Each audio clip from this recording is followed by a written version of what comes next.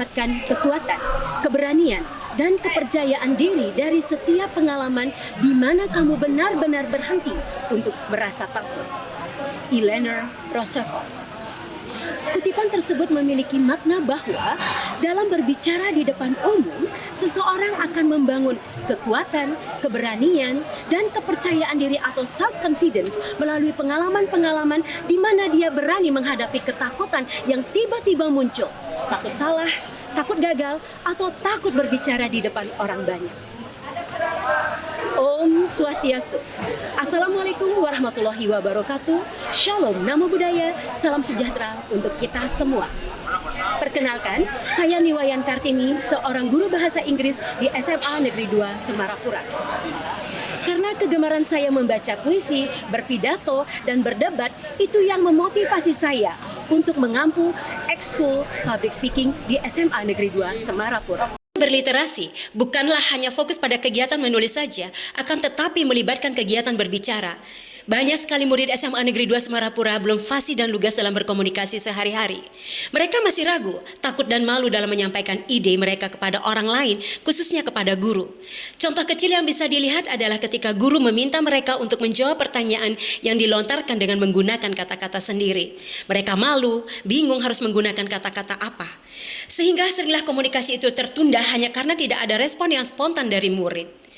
Ketika saya kesulitan untuk mencari peserta lomba berpidato, membaca puisi dan bercerita, pada akhirnya saya menunjuk langsung 5 murid yang memang berkompeten di bidangnya.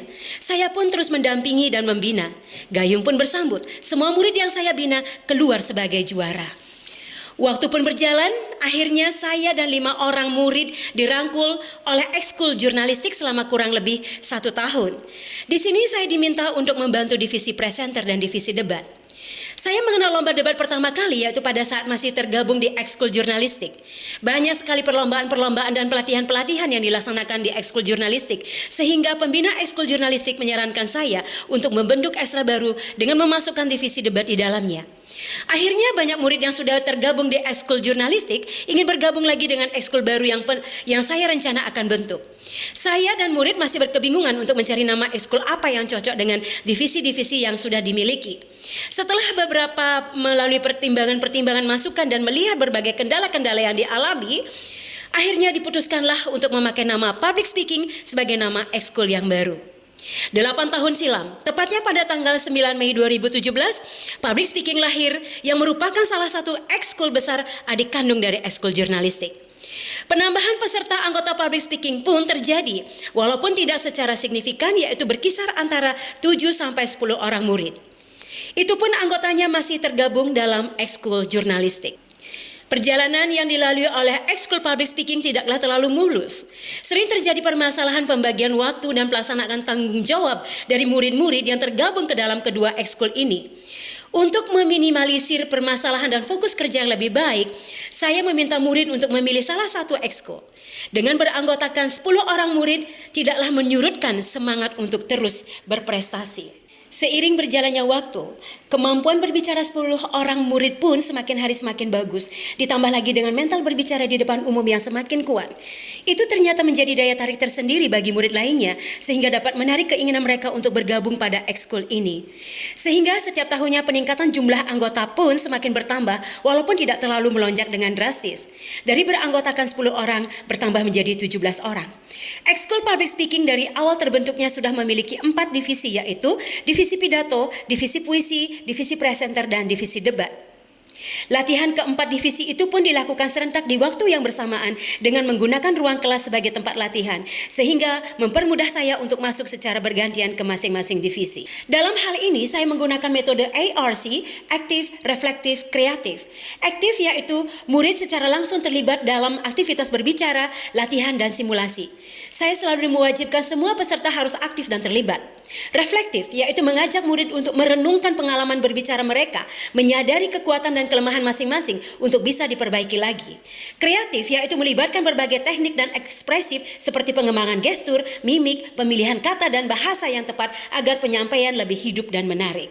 Untuk divisi pidato, pada awalnya saya menyiapkan sebuah naskah pidato untuk mereka tampilkan. Tetapi untuk pertemuan selanjutnya, saya meminta murid untuk membuat sendiri naskah pidato dengan tema yang sudah diberikan dan menampilkannya pada pertemuan selanjutnya tanpa membawa naskah. Untuk divisi puisi dan presenter, saya menempatkan mereka di ruang kelas yang sama karena dilihat dari jumlah peserta yang tidak terlalu banyak dan juga tingkat kesulitan pembinaan yang tidak terlalu tinggi. Saya biasanya sudah menyiapkan naskah puisi dan presenter untuk mereka pelajari dan tampilkan. Dan untuk divisi debat, saya juga menempatkan di ruang tersendiri karena dilihat dari jumlah peserta yang lebih banyak dan membutuhkan fokus yang lebih intens karena mereka harus membedah mosi yang diberikan. Setelah mereka selesai membedah mosi penulis, biasanya langsung meminta mereka tampil untuk berargumentasi sesuai dengan mosi dan posisi yang mereka dapatkan, yaitu pro atau kontra.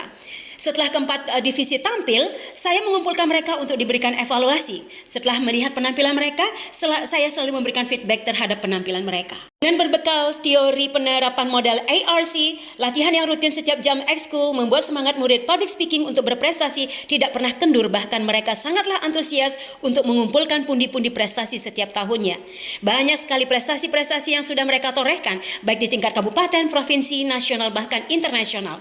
Mereka selalu mencari peluang dan informasi lomba yang bisa mereka ikuti. Di sini saya akan memaparkan prestasi yang telah diraih oleh ekskul public speaking dari awal terbentuknya sampai sekarang.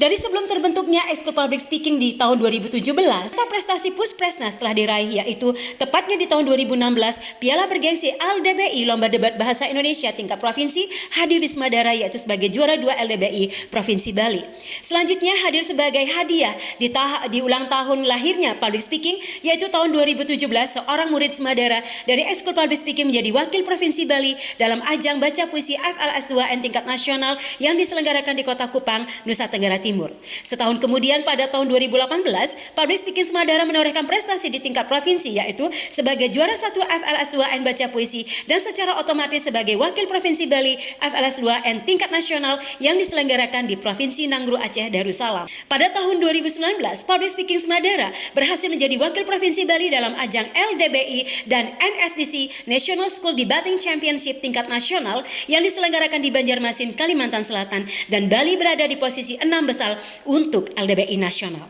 Di tahun 2022, seorang murid public speaking Semadara berhasil menyandang juara 2 ajang FLS 2N tingkat provinsi pada cabang baca puisi. Tidak mau berhenti sampai di sana saja, dengan berbekal kemampuan public speaking dan bahasa Inggris yang lumayan fasih, di tahun 2025 murid tersebut berhasil meraih sekaligus 2 medali emas pada ajang internasional, yaitu Gold Medal International Youth Biology Olympiad dan Top Performance as the second winner in Immune Science Olympiad.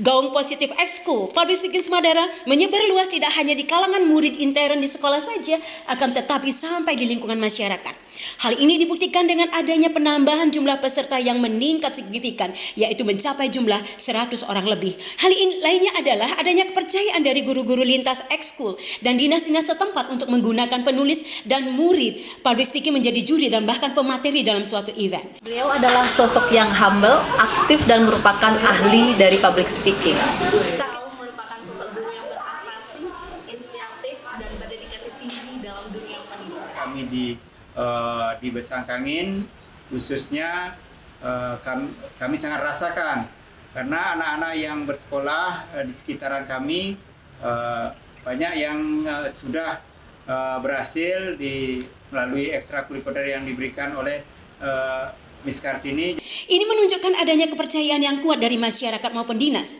Dukungan moral pun selalu diberikan oleh ketua komite selaku orang tua wali murid di sekolah.